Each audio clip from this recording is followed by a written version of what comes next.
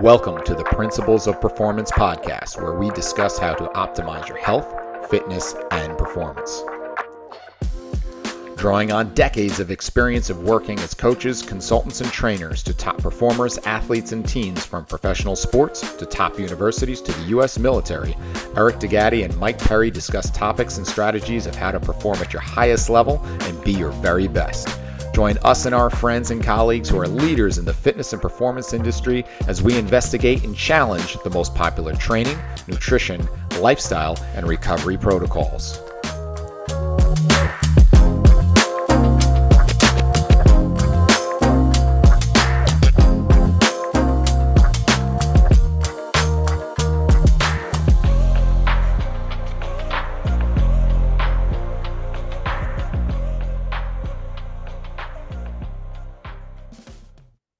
And away we go. Here we are with the Principles of Performance podcast. This is episode number 42. I am your host, Eric DeGatti, along with my co-host, Mike Perry.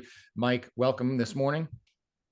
It's good to see you. And we have an amazing guest today. We're excited to have Christine on. And, up here in Boston, it's another rainy day, man. Like it's been raining like every single day for the last 3 to 4 weeks. And with sports starting up in the spring, I'm getting a little sick of it. But besides that, I'm not going to complain because no one's going to listen anyway. So, but we're good to go here. We're good to go here.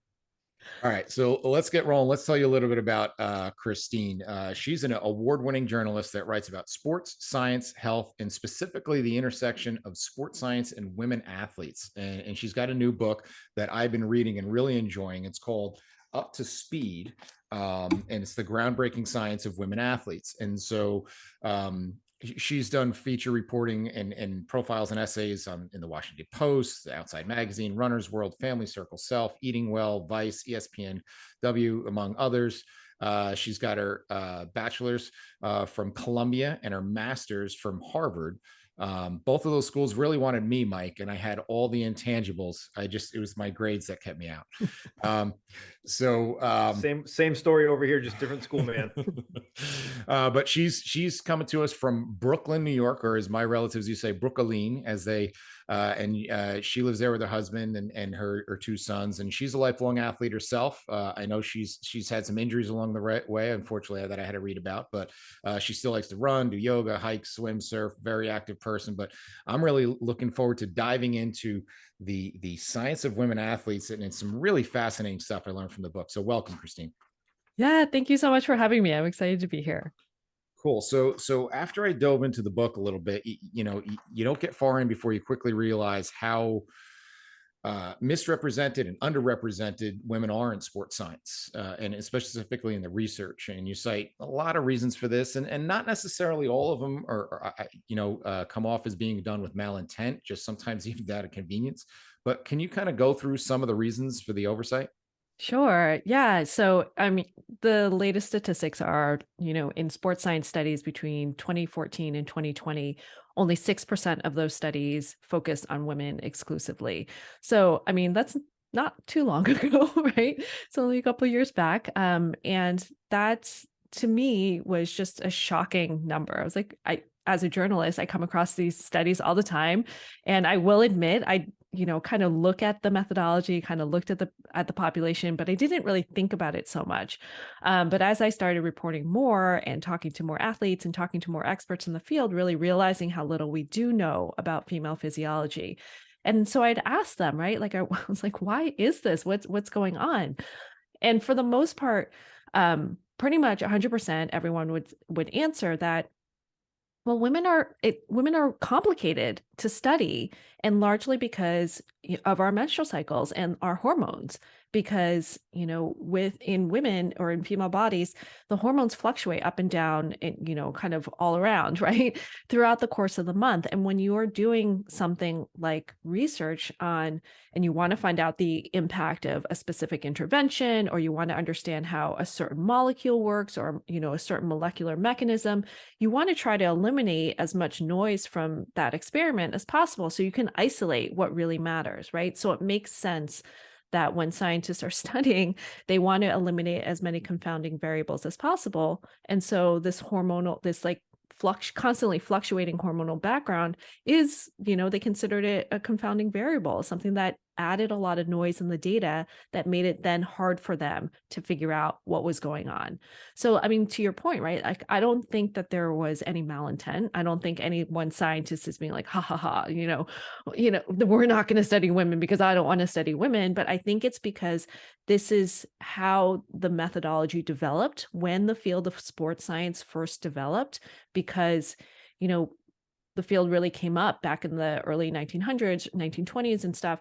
And at that point, if you thought about it too, it's mostly men who were leading these studies. And then if they were looking to study athletes, it was mostly men, right, who were athletes at that time, who were competing at this level in which that they wanted to examine. So sure, it made sense. That's the methodology that they came up with. That's what they taught their students. That's what their students then taught to their students. And it kind of just goes, there's that trickle down effect.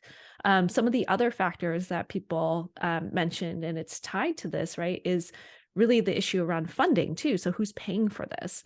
When you think about sports science and sports performance, for us, it's really important as people who are really active. But when in the larger scheme of things, it's not as important, say, as like public health research or understanding cardiovascular disease or something like that, which has a greater impact on people.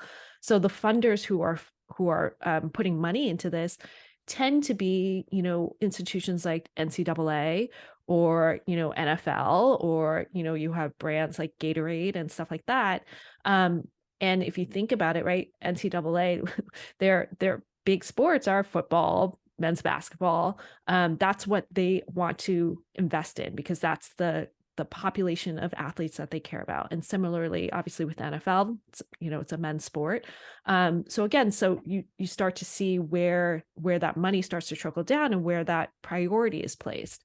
Some of the other factors, right, like I think we talked about just a little bit, is the population of athletes out there. So you have more men in general who are competing in collegiate athletes, who are, in the elite levels or the semi-pro and the pro leagues, that researchers could pull from. And so I'd probably say up until recently, it's been harder to find a similar population of, right, like this elite level of women athletes until probably recently, right, when there has been such a much bigger influx of girls and women into sport. But yeah, so there's I think a lot of factors that come into play. I mean, I could go on and on about this. Well, we are going to. And so, I pulled some numbers from the book, and you mentioned that. So this was interesting. The number of women playing in sports has increased 600% since the 70s. The first Olympic Games was in Paris in 1900 when they allowed women to participate, and only 22 of the 997 athletes were women, compared to Tokyo in 2021, where women were nearly 49% of the competitors. So that leads to my next question: is we know that demand for research, like many things, like you mentioned, is probably driven by money mostly. And so does this increased market share of women's sports mean that we should expect a commensurate rise in research for women in the future? Yeah, I mean, I really hope so, right? Because if we really care about growing women's sport and supporting girls and women in these active pursuits so that they can compete at these higher levels, we do need that research to understand how to best support them, right? And not only that, how to keep them from being injured. Because if they're your, I don't want to say commodity, but kind of, right? Like if they're your what makes your sport and what you're relying on, you need them to be healthy. And if you think about right now, even just in women's soccer, there's there are so many of these women, at the professional level in this lead up to the World Cup, right, that are now out with traumatic knee injuries, with ACL tears.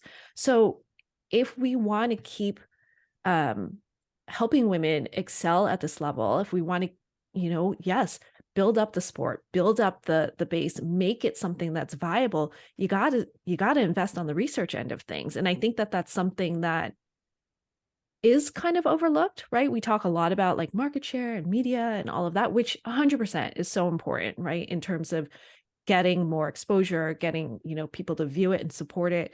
But we also need this investment on this side of things too, on the research, on the science, on the medical side of things as well.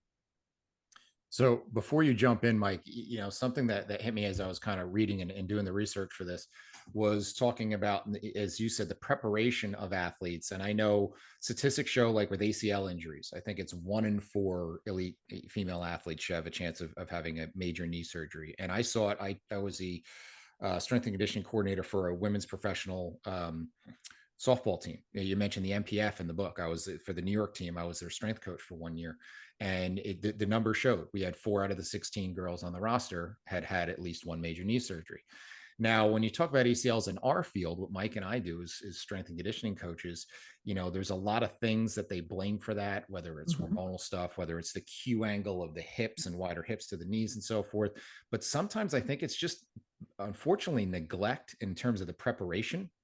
And I see it even at the highest levels. And I've had, Division I female athletes come to me with their summer training packet. Like I have a lot of my athletes come, and when I look at them, it's almost like they just scratched out where it said football and just said, here, do this. And so there was nothing really to accommodate the needs of the female athlete. And so I know in our field that it's something that's very underappreciated in terms of how it is, because it's always been so, a lot of strength and conditioning has always been so football dominant. For sure. Yeah. I mean, to your point, right? Like the number of knee injuries, it's something that doctors and researchers noticed in the late 80s, I want to say, like early 90s. They really started paying attention to this disparity. But in 20, 30 years since then, those numbers haven't really changed, right? So it's there. I think that there's been a lot more education and awareness that this is an issue, but we're still missing something here, that these numbers aren't changing, but the numbers, if I remember correctly, appear to have gotten better, or, there isn't as many injuries on the boys and men's side, right, as compared to girls and women. So I think that there are a lot of issues. And like you said, we often point to things that have to do with the women's body, right? The Q angle, the hormones and all of that. But that's kind of frankly, like pretty crappy way to think about, like, as someone who is currently nursing their third ACL tear, like it's pretty crappy to think like, oh, it's there's nothing I can do about it, right? There's nothing I can change about how wide my hips are, or what my Q angle is, or, how my hormones are fluctuating. There's nothing I can do about that. But to your point, I think that we miss a lot when we don't consider the larger environment in which girls and women are socialized and encouraged even to participate in sport, right? Whether or not girls are encouraged at a younger age to get into the weight room, because we do think of strength, right, as an injury risk factor, because men and boys tend to have more muscle mass. It tends to, considered to be more protective against injury.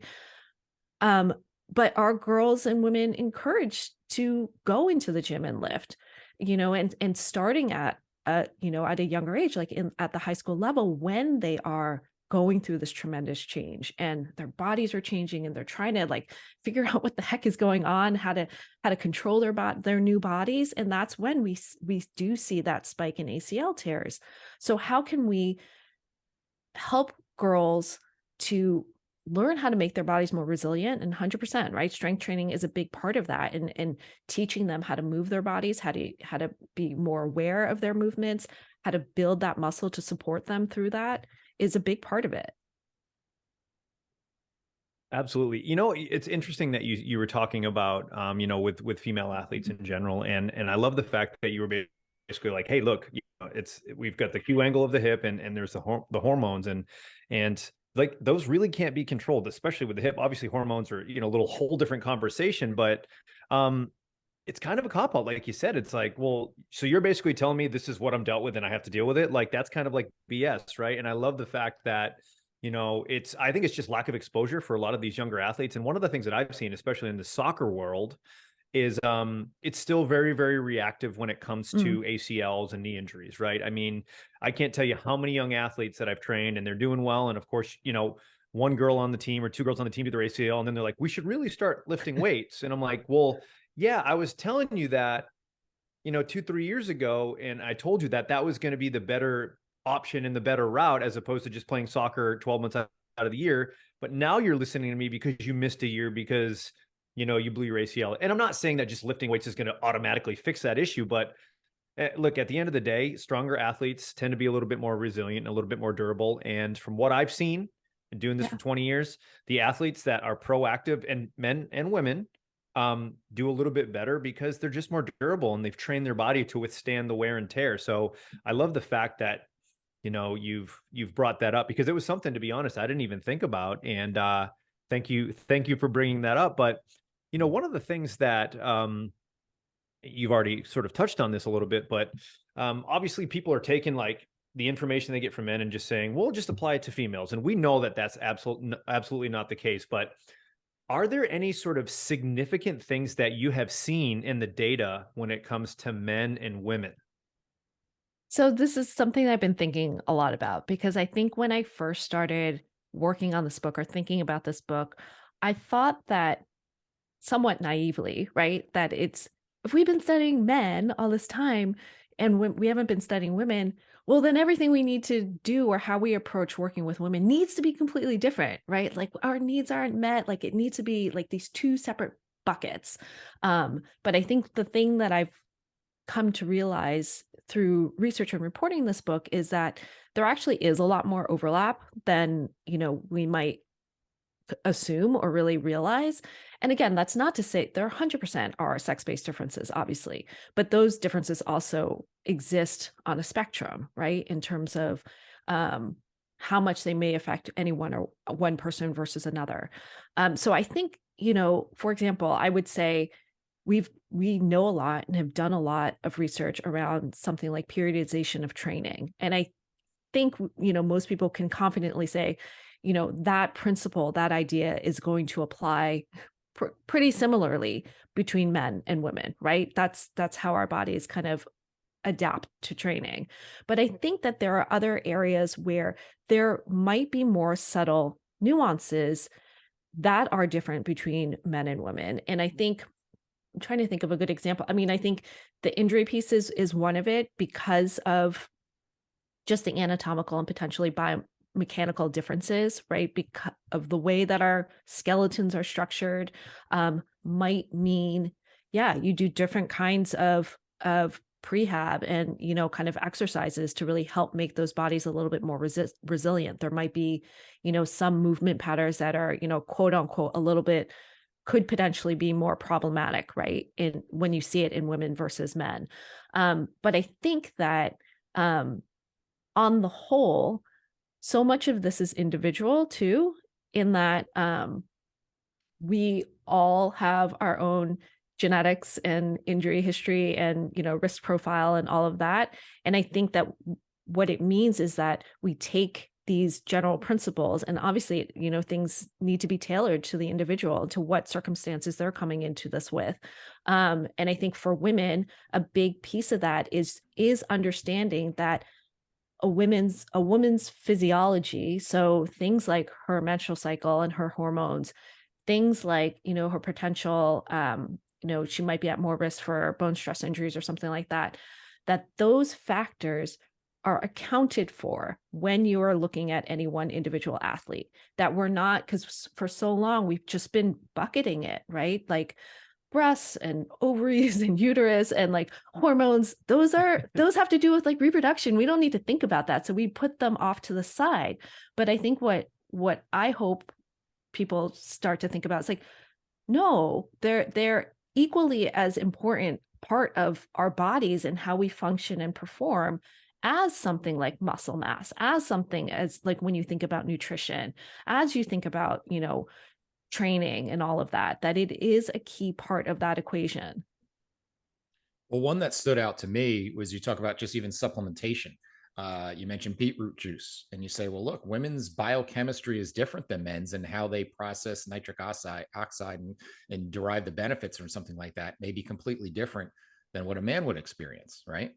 Yeah, so a lot of the research on beetroot juice and how that, you know, could potentially be beneficial has been done on men, and it you know, the research seems to suggest that women metabolize it differently, so we might be better at it. But again, the question is well, what does that mean? So we've identified that potential difference, but we don't know yet what that means in the longer term. Does that then mean that men benefit more from the beetroot supplementation versus women? Because we're already kind of maxed out, right? Like potentially at our ability to metabolize it. So if men, supplement, does that then mean they will get more bang for their buck out of it? Or is it the opposite? Or is it because women are so good at metabolizing it that we can make better use of that supplement? But right now, we haven't really asked the question and we don't know. But I think that's part of it. And part of why it is important to do more research is because it's only by starting to ask some of those questions and identify some of those potential differences that we even know that that there might be other opportunities out there on the table that we're not even paying attention to. Absolutely. I mean, I just love the fact that you're even talking about this stuff because it makes so much sense now. Now that I'm processing a little bit more, I'm like, yeah, that it makes all the sense in the world. And I think a key point that you were talking about is just individuality. Yes, there's going to be overlap, but we can't neglect the individual component of each person that we work with. So I love that you brought that up. So let's discuss the female athlete triad and not only how it's somewhat misunderstood, but at the same time, let's talk about the impact that it can have on female athletes.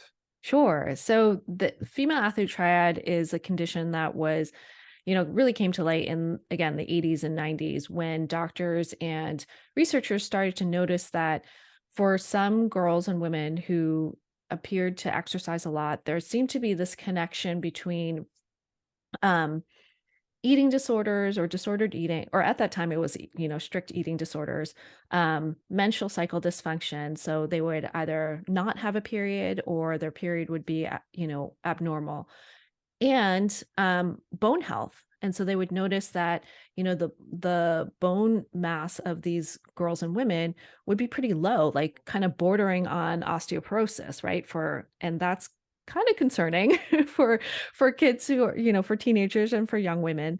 And so when they looked into this, they really realized that you know, that there's this connection between these different conditions. So the nutrition and the eating, the bone health and the menstrual cycle. And it was something that people hadn't really noticed before, right? Because um, I think a lot of women would be coming to their doctors, with bone stress injuries and not really understanding what was going on. And what was fascinating was that these researchers really identified the fact that it had to do with nutrition. Ultimately, it didn't have to do with the fact that they were exercising a lot, because I think that, again, there's this narrative in history that, exercise is really bad for women's bodies. It's bad for our reproductive system.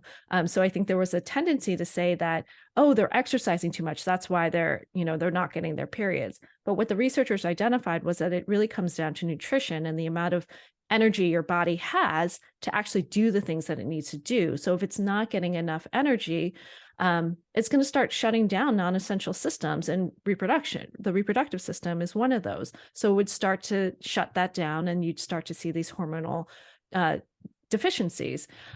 The reason that this is so important, I think, again, comes back to the fact that when that reproductive system starts to shut down, the hormones start to shut down as well. And those hormones like estrogen and progesterone are so important for things other than reproduction. So estrogen is critical for bone building. It's critical for muscle gain and muscle mass, right?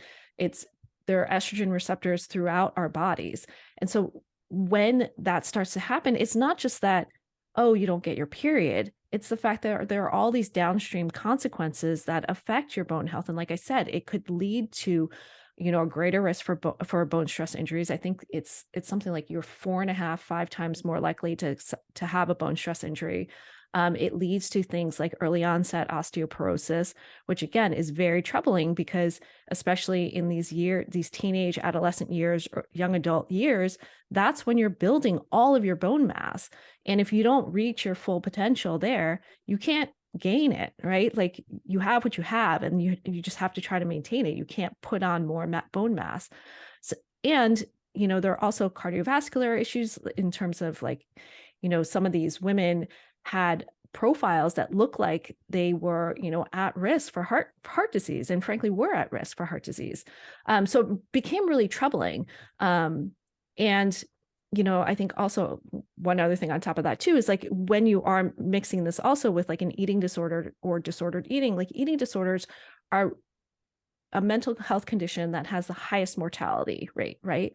So it's not only dangerous it's dangerous, right, for your entire health.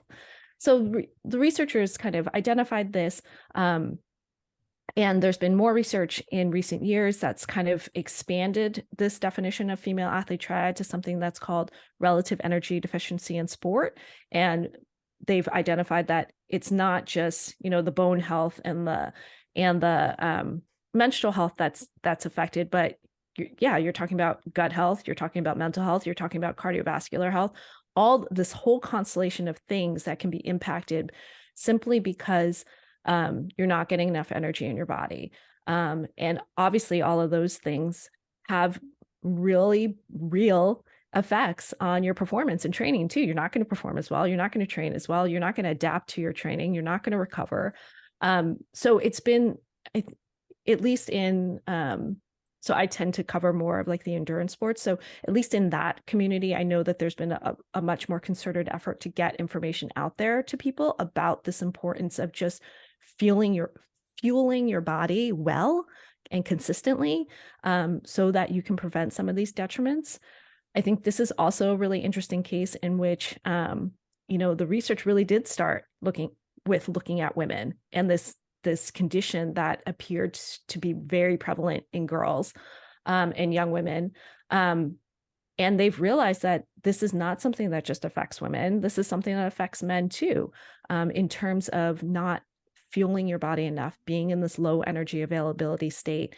And there are, right, like detriments and negative impacts that affect men as well. So I think that this is a case in which, this is something that we would not necessarily have paid attention to without that first research on women. Hey, everybody, a quick break in the action here. Hope you're enjoying the show and we appreciate you listening. We're working hard to bring you the highest quality content and best guests every single week. So if you could do us a big favor and go and like and subscribe to the show on whatever platform you get your podcasts on, it would be greatly appreciated. Be sure to listen at the end of the show also to find out where you can find out more information about our courses, as well as a special discount code for all our listeners. Thanks again, and let's get back to the show. What confounds this a little bit when you talk about energy balance and nutrition and diet is as someone who consults for high school teams. And if I'm working with a high school girls soccer team and I have to broach the subject of nutrition, is that I almost have to start off by disarming them and compartmentalize and say, we're talking about nutrition for your health and for your performance. Because immediately their first thought is, because of social pressures, because of body image issues, immediately they're thinking about for weight loss. And sometimes those are a paradox in what they want to do to, look good in their prom dress or to be able to meet a certain image that they want to meet, and then be able to perform in the field sometimes is contradictory. And so that makes it a little bit more challenging from the sociological, psychological side of things. 100%. And, I think it is very much amplified at that age, right? In high school, when bodies are changing, everyone is so self-conscious and just trying to figure themselves out. That's when a lot of the pressure is, right? I think to look a certain way too. I think this pressure obviously kind of continues throughout life, but particularly in this adolescent age.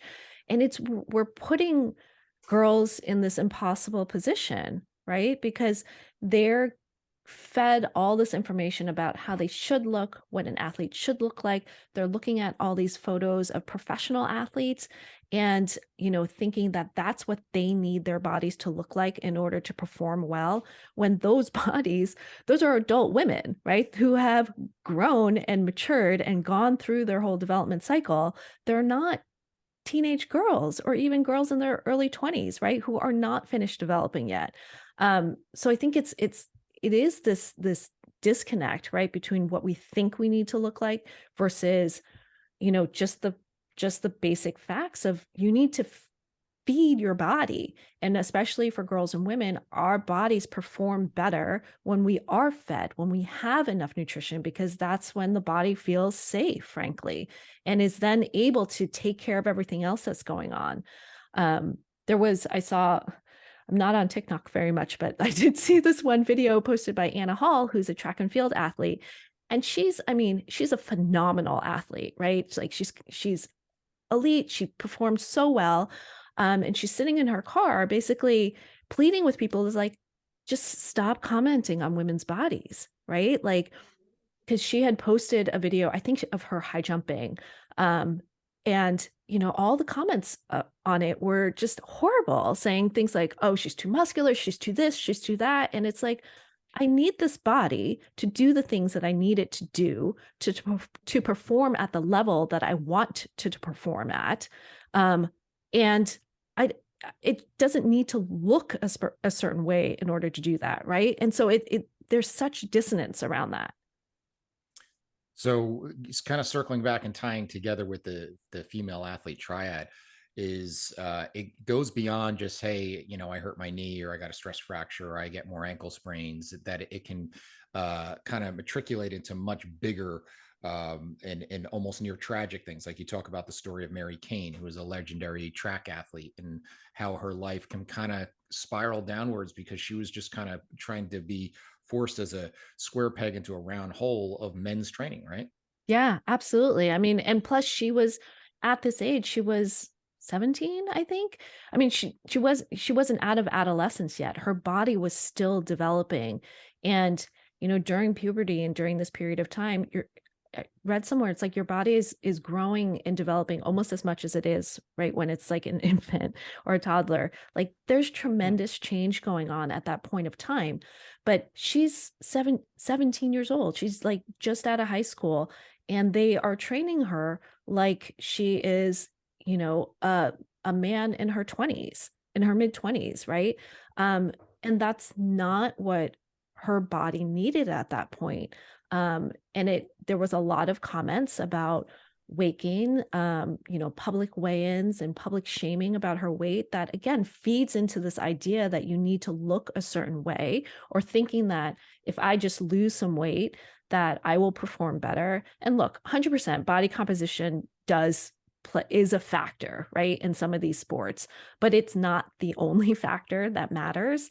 And so, it led her down this path where, she was restricting food, she wasn't getting her period. She had a number of injuries and bone stress injuries.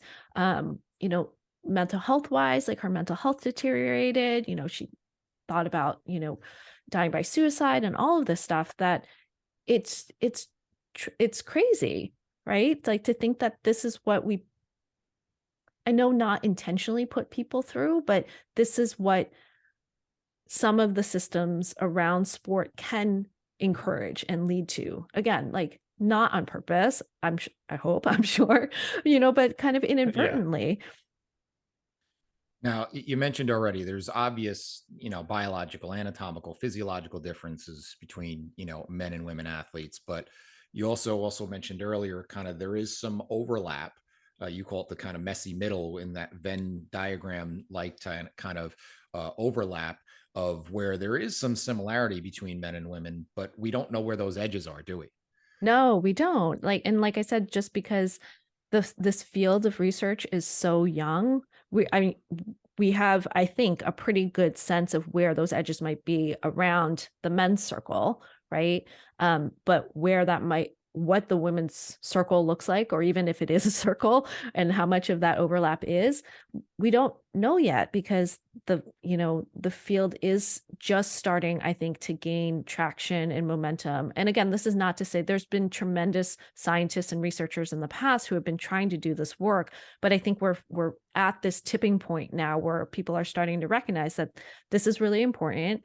We should be looking into this more, and hopefully, again, as we start to ask these questions more, we'll get a better sense of what's going on. So as we're having this whole conversation, it's kind of lit up a spark in my mind to think about last show we just had on Don Moxley, who's a sports scientist at Ohio State, and a lot of his work is in looking at heart rate variability and Mm, recovery.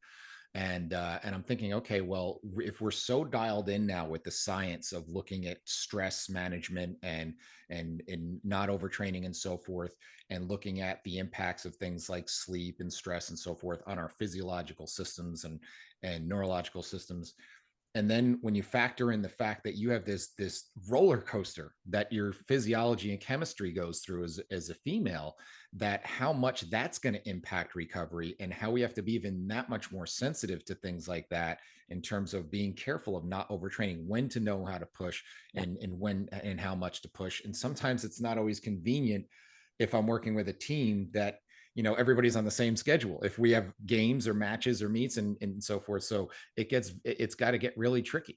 Yeah, absolutely. And I think one of the things that will be interesting to see, right, as since there are so many more wearables out there now, that people can track more of this information for themselves to understand better what their baseline is or what their trend lines look like. And with that information, you can then see, or at least, get a better sense of how your body feels and performs and reacts, right, throughout a month, say a month, um, so that it doesn't feel so out of control, or out of your control, in the sense that you don't know what's going on. Because I know for me personally, I would often feel that, like, if I felt flat, or if, like, I'm, felt great on a run, 2 days ago, and then went out again, like, felt flat. Like, I would feel like there's something wrong with me, right? That I wasn't, maybe, I wasn't doing something, or I should be pushing harder, I should change this up, or whatever it is, which might be true, which might be part of it. But there are probably a lot of other factors that fed into it. It's like, yes, things that we all think about in terms of like sleep and recovery. But then it also made me think about, oh, maybe I should pay a little bit of attention to where I am in my menstrual cycle too. Maybe that has an impact, maybe it doesn't, but that's another piece of data for me to then evaluate what's going on with myself and with my body. So then I can make some better decisions. And so that I can um, even just give myself a little bit more grace too, like when the workouts are crappy and don't feel great and I'm not performing how I think I should be.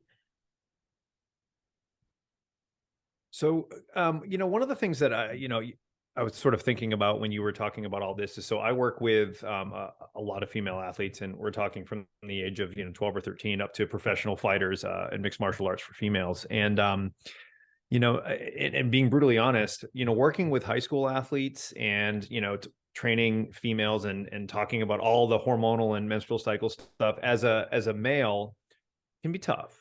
And it's one of those things where I think early on in my career I was very uncomfortable talking about that, because it's a subject that, again, not a lot of people talk about in general. And then if you put a male with a female, and it's tough to navigate. But one of the things that was a really unique experience for me is, as I started to work with professional fighters that were women, and getting ready for a fight, getting ready for this big event,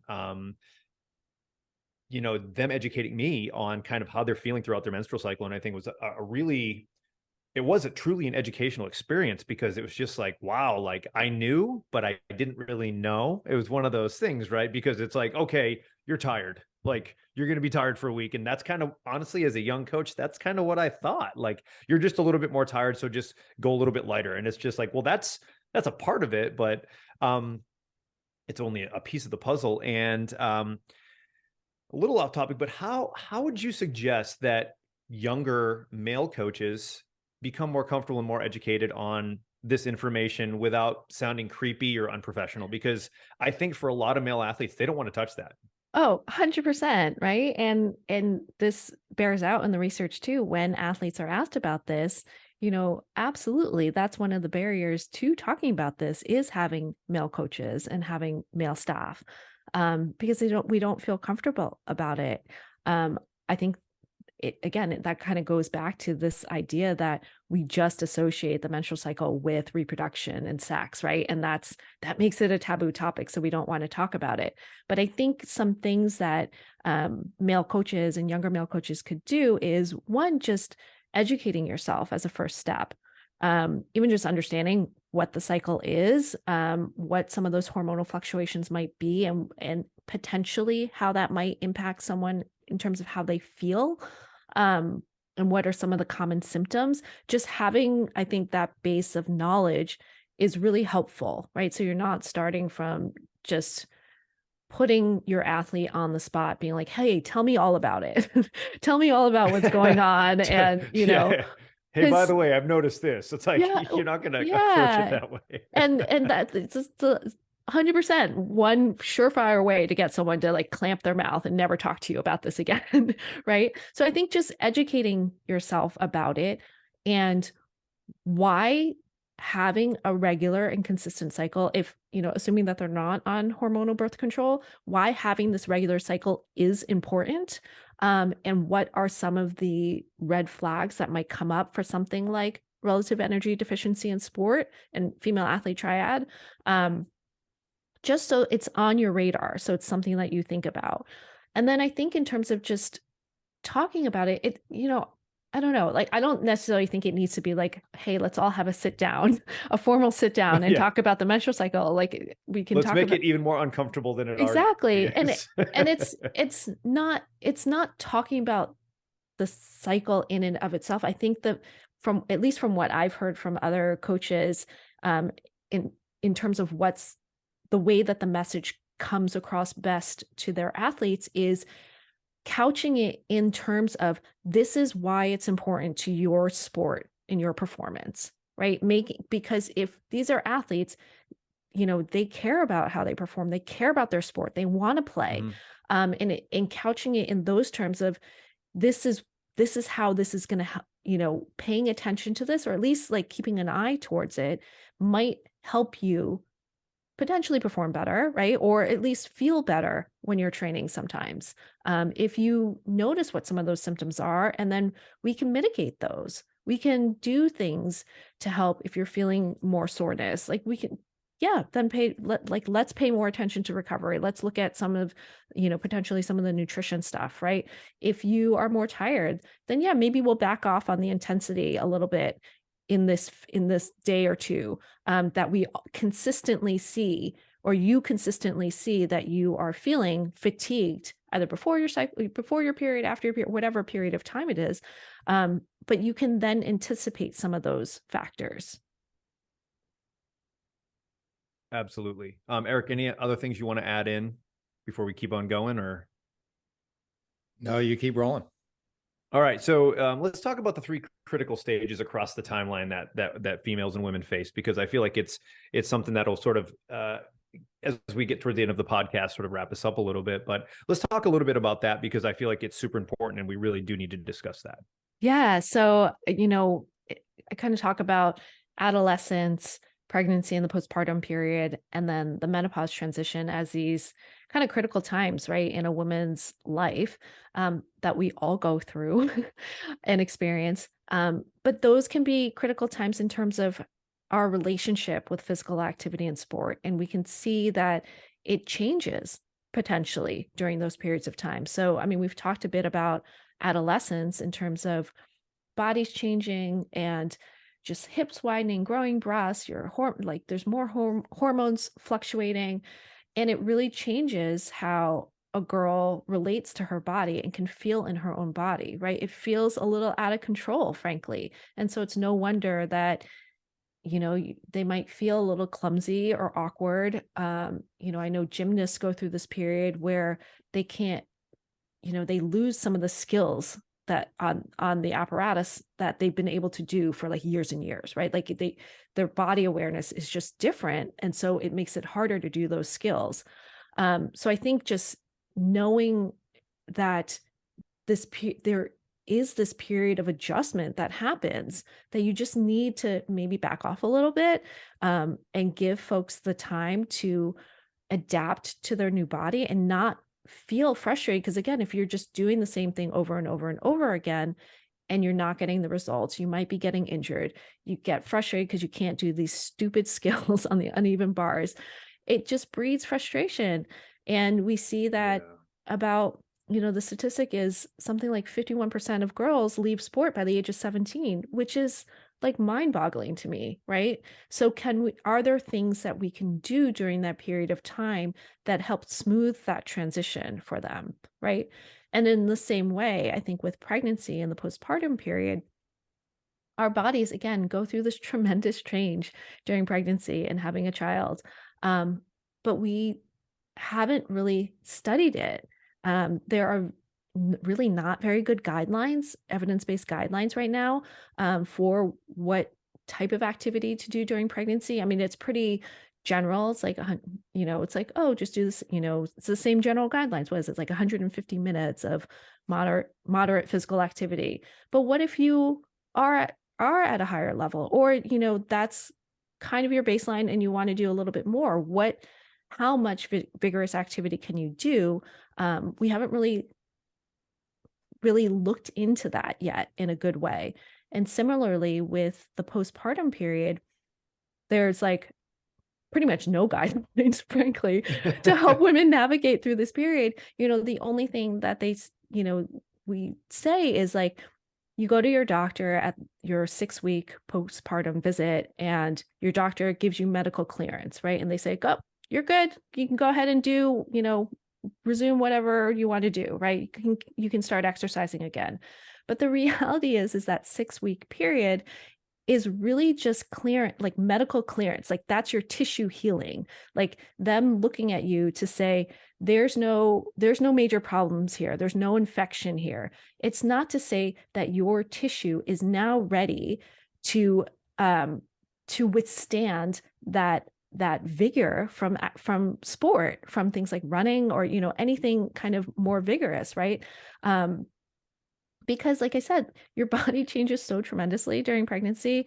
Like everything's stretched out, like your neuromuscular control is like all off and non-existent, right? You gotta reestablish those patterns first and help your body come back together before you start layering more stress on top of it.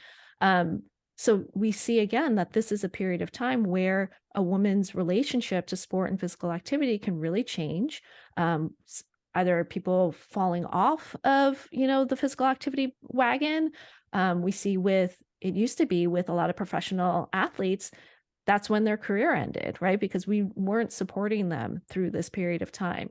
So there's been a lot more work in recent years, trying to get better information out there to women in terms of how to really go about this in a smart and gradual way. And that despite what media tells us and what celebrities might show us, like we're not all going to get our pre-baby body back, in like 6 weeks, or ever maybe, right? And that's okay. So it's a really tricky period of time, because I think people think that, oh, having a baby is like what the female body is meant to do. So of course we're just going to heal magically as well too. But no, it's like any injury in a way, right? You have to gradually build back and build your tolerance for that stress of exercise. And then with the menopause transition, I mean, there's really not, I mean, I feel like we're going down the spectrum. There's really nothing around there. There's very little research that looks at this in terms of, outside of just a public health concern around exercise. And there's starting to be more interest in this area. But again, this is a period of time where your menstrual cycle is starting to wind down. So those hormones are starting to decline. I mean, they kind of go haywire again, up and down crazy, and then they decline. But as a result of that, your physiology is literally changing. And so the way that you feel when you exercise, the way that you respond to that exercise, of course, is going to change. But again, we don't really recognize that.